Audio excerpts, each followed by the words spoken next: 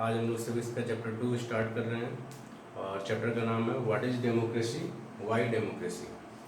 Democracy का इसमें meaning हम लोगों को समझना है। इस चैप्टर को जब शुरुआत करेंगे तो सिंपल डेफिनेशन से स्टार्ट करेंगे, लेकिन धीरे धीरे हम उसके कैरेक्टरिस्टिक्स को जानेंगे कि केवल सिंपल डेफिनेशन से काम नहीं चलने वाला है, इसकी और भी कई सारी बातें हैं जिसको हमको जानना जरूरी है।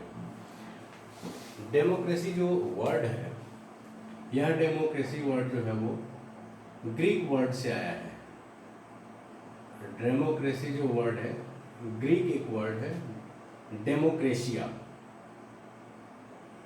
डेमोस प्लस क्रेशिया, इन दो वर्ड्स के मिलने से जो है डेमोक्रेसी निर्माण हुआ है। डेमोस का सिंपल सा मतलब होता है पीपल और क्रेशिया का मतलब होता है rule.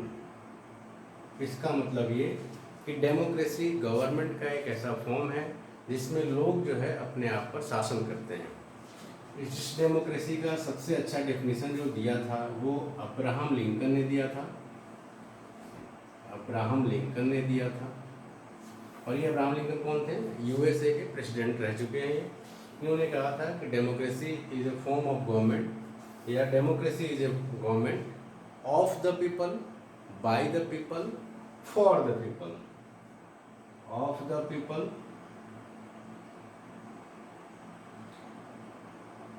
Bye the people, for the people. इसका सीधा सा मतलब ये है कि लोकतंत्र शासन की एक ऐसी प्रणाली है जो लोगों के लिए होती है, लोगों के द्वारा होती है और लोगों की ही शासन व्यवस्था होती है।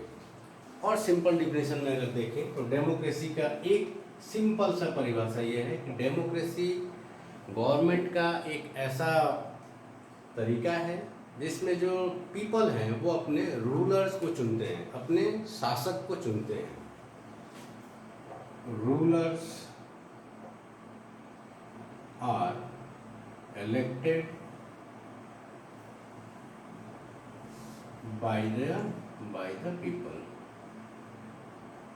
ये डेमोक्रेसी का सबसे इंपॉर्टेंट चीज़, सबसे आसान परिभाषा अगर कहें कि डेमोक्रेसी गवर्नमेंट का वो फॉर्म है जिसमें रूलर्स जो होते हैं, जो रूल करने वाले लोग होते हैं, उनका इलेक्शन जो पीपल के द्वारा ही होता है, लोगों के द्वारा ही होता है।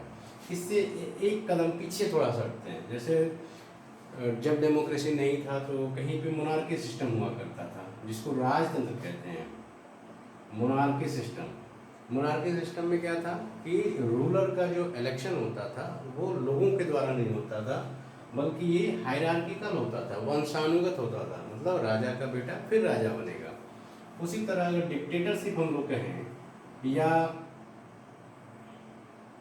डिक्टेटरशिप, इस डिक्टेटरशिप में क्या है कि कोई एक व्यक्ति जो है लोगों की इच्छा के विपरीत जबरन जो है वो रूलर बन गया है। इसको हम लोग देखेंगे, ये बिल्कुल सामान्य डेफिनेशन है। इसके आगे अगर हम लोग देखें कि एक एग्जाम्पल हम लोग देते हैं पाकिस्तान का, सिंपल डेफिनेशन से हम लोग आगे जज करेंगे कि क्या पाकिस्तान में क्या हुआ कि 1999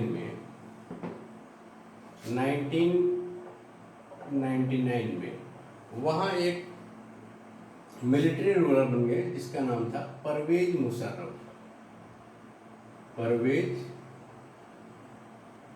मुशर्रफ। इन्होंने क्या किया, 99 से पहले वहाँ पे नवाज शरीफ नाम के प्राइम मिनिस्टर थे जिनका लोगों के द्वारा चयन किया गया था, लोगों ने उनको चुन के प्राइम मिनिस्टर बनाया था। लेकिन परवेज मुशर्रफ वहाँ के आर्मी के चीफ थे। उन्होंने 1999 में मिलिट्री कॉप, सैन्य तख्ता पलट इसको कहते हैं, मिलिट्री कॉप, इसके माध्यम से इन्होंने क्या किया, नवाज शरीफ को गद्दी से उतार दिया और गद्दी पे कब्जा कर लिया। मतलब वो खुद अपने आप को, उन्होंने एक नया वर्ड यूज किया अपने लिए कि ये यहाँ के चीफ एग्जीक्यूटिव बन गए। चीफ एग्जीक्यूटिव इन्होंने अपने आप को पाकिस्तान का बना लिया। कुछ समय के बाद 2002 में इन्होंने एक रेफरेंडम कराया, जनमत संग्रह कराया। जनमत संग्रह का सीधा सा मतलब कि लोगों की आकांक्षा जानने का एक तरीका होता है, और ये भी इलेक्शन ही होता है एक तरीके का।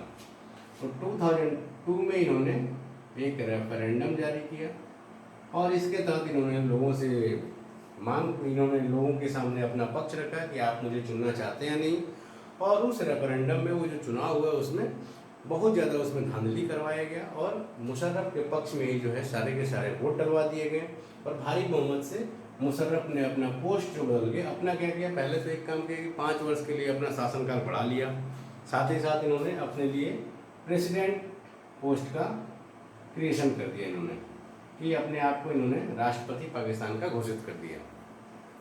इसी में इन्होंने एक काम किया कि 2002 में ही इन्होंने एक लीगल फ्रेमवर्क नाम से जो है एक कानून बनाया, जिसके तहत इन्होंने क्या किया कि जो पाकिस्तान का कॉन्स्टिट्यूशन था उसमें अमेंडमेंट कर दिया, पाकिस्तान के जो संविधान था उसको पूरी तरीके से बदल दिया और उन्होंने अपने पास ये राइट रख लिया कि जो प्रेसिडेंट होगा वो प्रेसिडेंट क्या करेगा, तो वो प्रेसिडेंट जो होगा उसके पास राइट होगा कि वो नेशनल असेंबली को या प्रोविंशियल असेंबली को, दोनों को जो है वो जब चाहे तब डिसमिस कर सकता है। मतलब जैसे इंडिया का जैसे राज्यसभा है, जैसे लोकसभा है, जैसे विधानसभा है, उसको जब चाहे तब प्रेसिडेंट के पास ये पावर है कि वो उसको रद्द कर सकता है। इस तरीके का परवेज मुशर्रफ ने 2002 में कानून बना के ये काम कर दिया। इसके बाद 2002 में जो है 2002 में ही जो है वहाँ इलेक्शन भी कराया गया नेशनल असेंबली का, साथ ही साथ प्रोविंशियल असेंबली का भी इलेक्शन कराया गया। ये नेशनल असेंबली का सिंपल सा मतलब ये है कि जैसे भारत में हम लोग पार्लियामेंट को संसद कहते हैं, उसी तरह वहाँ पे नेशनल असेंबली कहा जा रहा है। वैसे ही यहाँ जो विधानसभा कहते हैं उसको वहाँ प्रोविंशियल असेंबली कहा जा रहा है। तो वहाँ इलेक्शन भी करा रहे हैं और इलेक्शन के बाद क्या हो रहा है, लोग जनता जो है पार्टिसिपेट कर रही है इलेक्शन में, लोगों का चुनाव भी हो रहा है, लेकिन जो फाइनल डिसीजन जो लिया जा रहा है रूल बनाने के लिए वो जनता के द्वारा चुने गए रिप्रेजेंटेटिव नहीं ले रहे हैं, बल्कि एक वहाँ पे सिक्योरिटी काउंसिल बना दिया जा रहा है। सिक्योरिटी काउंसिल ये एक है, सैन्य परिषद एक बना दिया गया है और इस सिक्योरिटी काउंसिल के माध्यम से जो है टॉप मोस्ट डिसीजन लिए जा रहे हैं। तो इसका मतलब सीधा सा ये है कि यहाँ जो है भले ही यहाँ भी इलेक्शन हो रहा है, हम देख रहे हैं कि इलेक्शन करवाया गया, लेकिन इलेक्शन करवाने के माध्यम से ही क्या हो रहा है कि वहाँ के रूलर चुने जा रहे हैं। लेकिन यहाँ समस्या ये है कि जो डिसीजन जो लेने वाली जो अथॉरिटी है वो अथॉरिटी जो है वो क्या है, जनता के द्वारा न चुन के ये सिक्योरिटी काउंसिल के द्वारा चुने जा रहे हैं। और सिक्योरिटी काउंसिल में मेनली कौन है, मिलिट्री के लोग हैं, मेंबर्स ऑफ मिलिट्री हैं, ये सेना के सदस्य जो हैं सिक्योरिटी काउंसिल में है और इन्हीं के द्वारा जो है टॉप मोस्ट जो है डिसीजन लिए जा रहे हैं। तो इसलिए हम लोग कहेंगे कि क्या पाकिस्तान में 1999 के बाद परवेज मुशर्रफ के समय में डेमोक्रेसी था? हम कहेंगे डेमोक्रेसी नहीं था। क्यों नहीं था? क्योंकि जो फाइनल डिसीजन जो लिया जा रहा है या मेजर डिसीजन जो लिए जा रहे हैं वो इलेक्टेड पीपल के द्वारा नहीं लिए जा रहे हैं।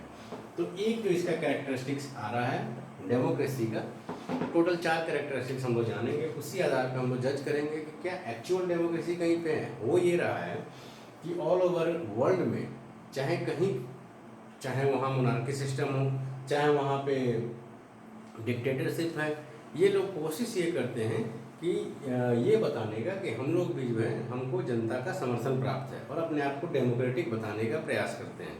साथ साथ इलेक्शन भी करवाते हैं ये लोग, लेकिन एक्चुअली में हम लोग जानेंगे कि क्या महज इलेक्शन करा देने से वो कंट्री जो है डेमोक्रेटिक कहलाएगा। तो उसमें पहला जो है, इसका पहला कैरेक्टरिस्टिक्स है केवल इलेक्शन होने से हम उसको डेमोक्रेटिक नहीं कह देंगे। आगे हम लोग उसको क्लियर करेंगे। इलेक्शन कई जगह हो रहे हैं लेकिन उसको डेमोक्रेटिक नहीं कहने का क्या कारण है? इसका पहला जो कैरेक्टरिस्टिक्स है वो ये है कि जो मेजर डिसीजन है, major decisions are taken by elected rulers या लीडर्स, कि जो मेजर डिसीजन, जो सबसे महत्वपूर्ण निर्णय है, वो निर्णय कौन लेगा? लोकतंत्र में वह निर्णय लेने का अधिकार जनता के द्वारा चुने गए रिप्रेजेंटेटिव को होता है।